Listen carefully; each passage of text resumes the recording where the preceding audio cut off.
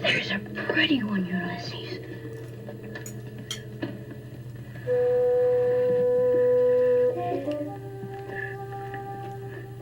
There it is. Hello, BookTube. I'm Sean the Book Maniac. Welcome back to my channel. Here I am doing another tag. This is the in case you hadn't noticed, this is the All the Feels book tag, which was created by Sarah at Hardcover Hearts.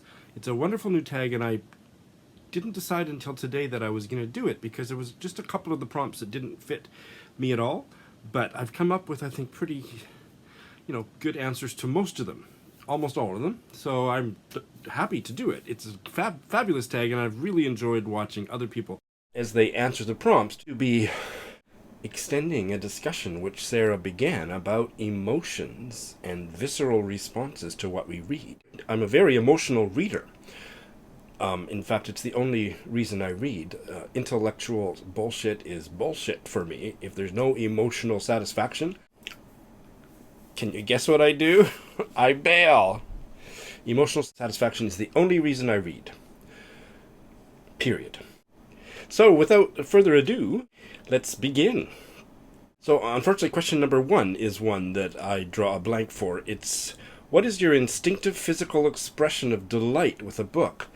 And like one or two other questions later on, what it has helped me to realize is that while I am a very emotional person, for me, emotions are 100% social. I almost never visibly emote, visibly or audibly emote when I'm alone. Even if I'm like among strangers on the train reading a very moving passage, you would be hard-pressed to know what's going on inside me. So I don't have any physical expression. I have a feeling in my tummy when I'm connecting very deeply with a book. That's always a sign for me that it is a deeply, deeply, deeply a Sean book. When I get that feeling that's kind of akin to butterflies in your stomach, when you're feeling a kind of positive apprehensiveness, I have that kind of feeling in my tummy when I'm reading a really awesome book. So I've had that consistently while I've been reading Anna Burns' Milkman, and I had it for the final half of Ian Lee's collection of memoiristic essays, Dear Friend, and I don't have it otherwise. It's very rare, but I don't think anybody out there watching me or observing me would notice that, but I do. Number 2, has there ever been a specific meal or food passage in a book that was memorable to you? Yes, and I will tell you about it, and then I'm going to show you my reaction, because compared to what I just said about my lack of reaction, I've got one already on film.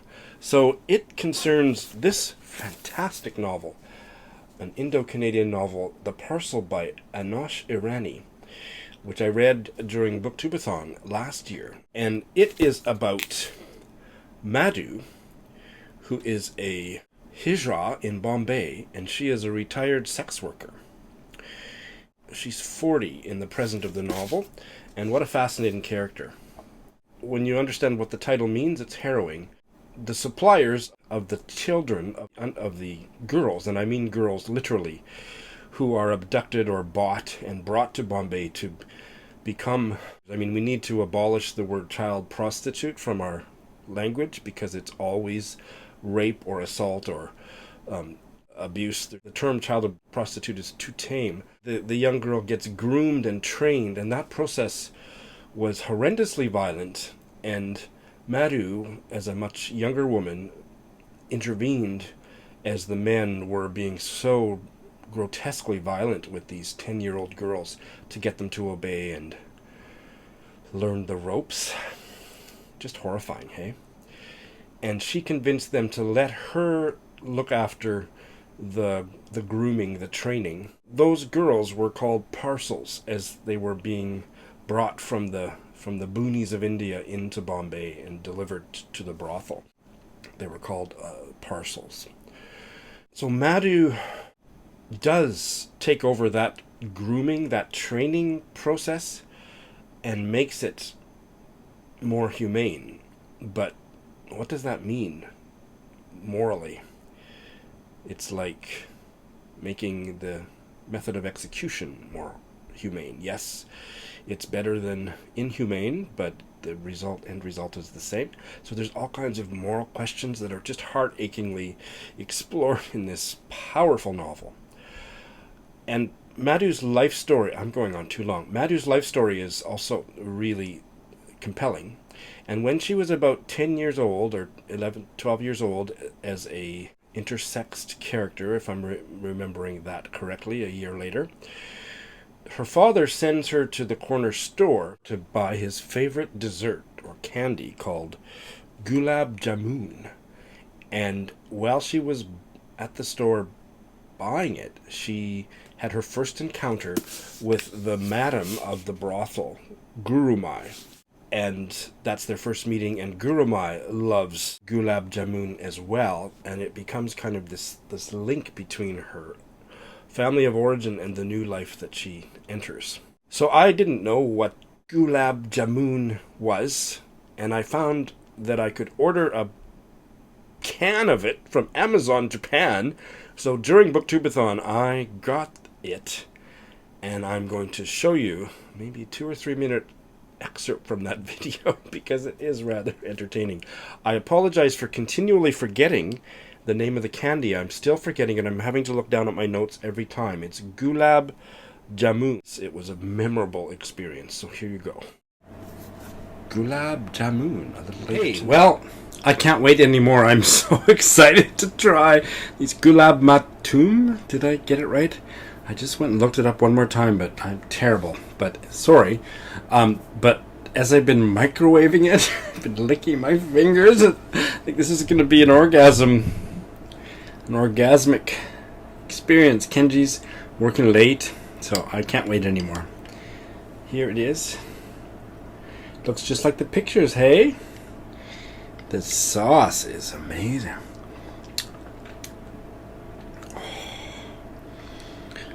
Oh my. Yeah, this is not false advertising. I am now about to try it for the first time in my life. This is the most exciting YouTube moment on my channel. Kenji's missing out.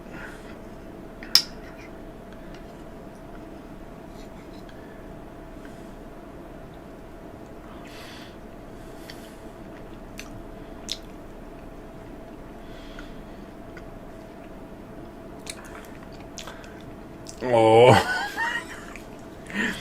Oh.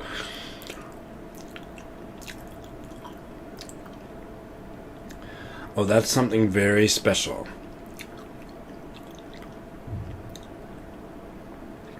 That is so sweet. I don't know if Kenji will like it. Maybe it's too sweet for him, but oh my god. I was gonna go out and get groceries to make dinner tonight, but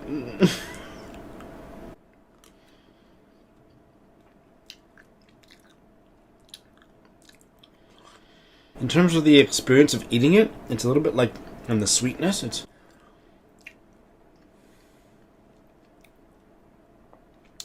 a little bit like baklava, and that is a high praise from me. Oof. The sauce is just good. Okay, I'm not going to eat the rest on camera. I think I've made a glutton of myself enough already. If you haven't tried this, the name's gone out of my head. I'm so embarrassed, but trust me, I've eaten 1.5 of these 3. By the time I'm finished, I will never forget the name of this again because it's amazing. Sorry, I need to have another orgasm for the last half. It's just incredible. This is the syrup. Oh. It's amazing.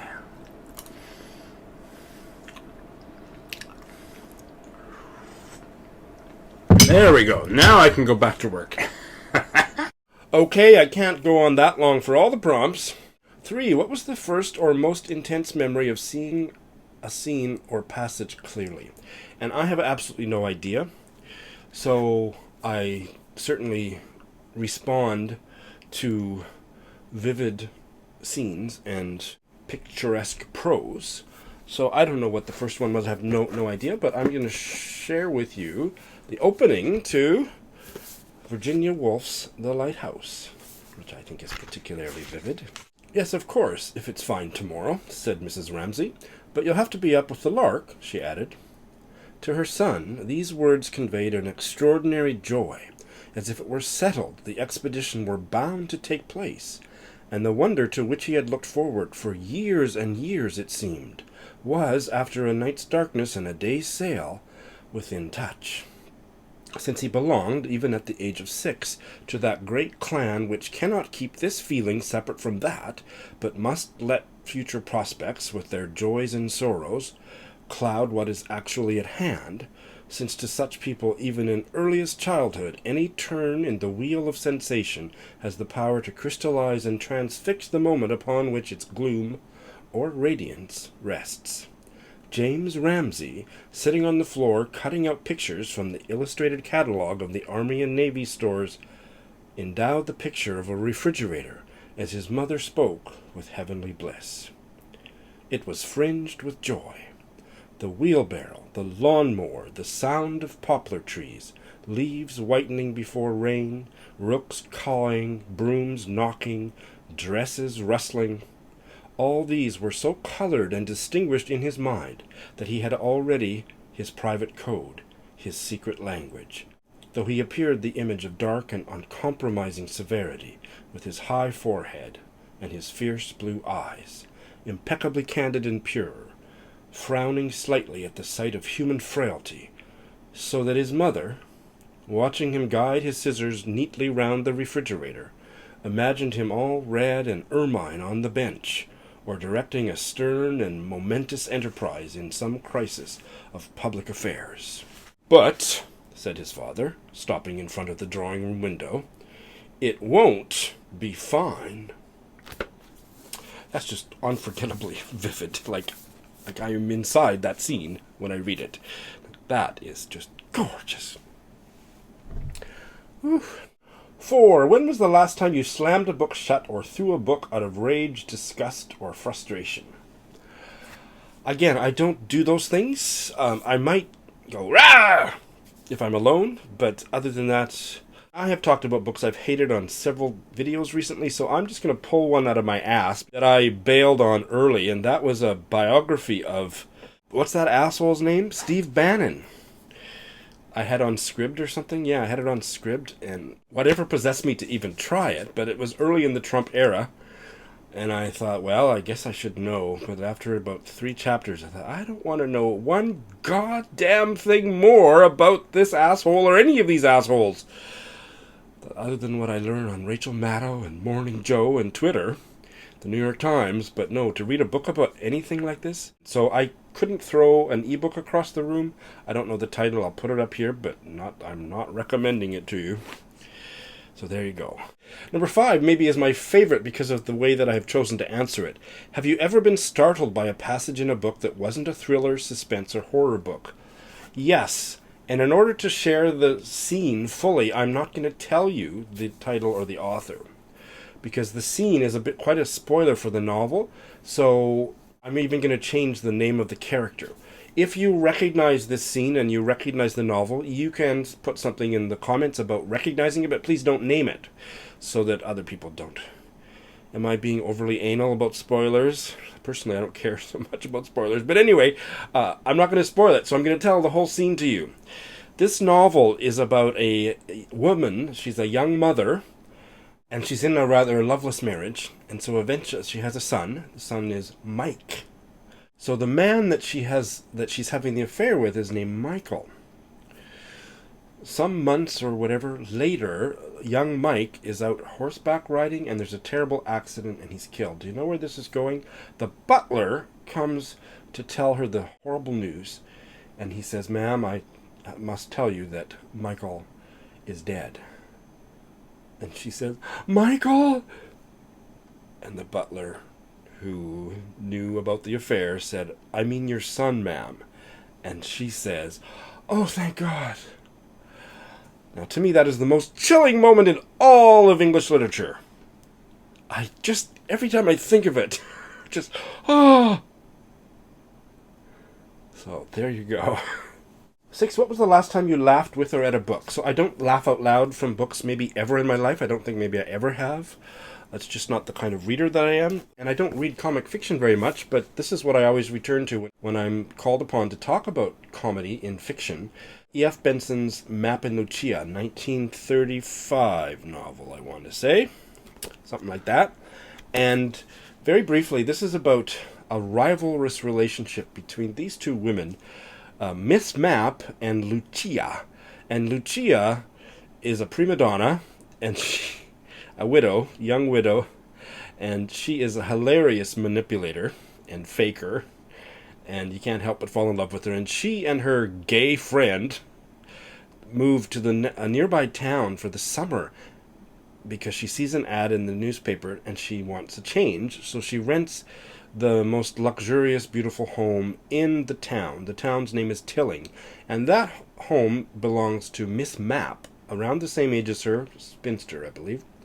Maybe we never know how old, late 30s, 40? Because in Tilling they have this strange tradition where everybody in the town goes a peg down on the social hierarchy and moves into a house that's a little bit beneath their social standing, just to have a break during the summer.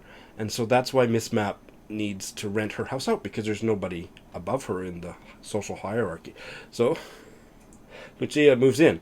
They start out being very buddy-buddy and friendly, but Miss Mapp, but they're both, a hilarious cat fight between them is the central story here, and it's absolutely delightful. And one of the things that drives Lucia crazy about Miss Mapp is that even though Lucia is renting her house for a very sizable rent, I mean, she's paying a lot for this house, Miss Mapp still thinks that she has the right to come and go and barge in uninvited, without ringing the bell, without knocking at the door, and it drives Lucia up the wall. So finally she starts locking the door. And so Miss Mapp I'm not going to read it to you, I'm just going to describe it to you, except I might read one line at the end. So Miss Mapp comes to the door unannounced, and she pushes the door open, but the inside chain lock is on, and she pushes and she pushes and she breaks it, and Lucia freaks on her, and the way that she humiliates Miss Mapp, I mean, the damage is to Miss Mapp's own property, but Lucia is condescending to her as if it's Lucia's own property, and the way that is done is just masterful. And then she instructs her servant, who has also been rented out to her by Miss Mapp, to say, "Keep this chain lock on at all times, do you understand?" And Lucia does want to actually talk to Miss Mapp, so they go out into the garden, and Lucia says she's going to have a garden party for the whole community, and Miss Mapp is all, "Oh, I don't know if I should allow that," and blah, blah, blah, blah, blah. And she said, "Well, don't let anybody into the bedrooms, don't let anybody upstairs. Maybe it'll be okay."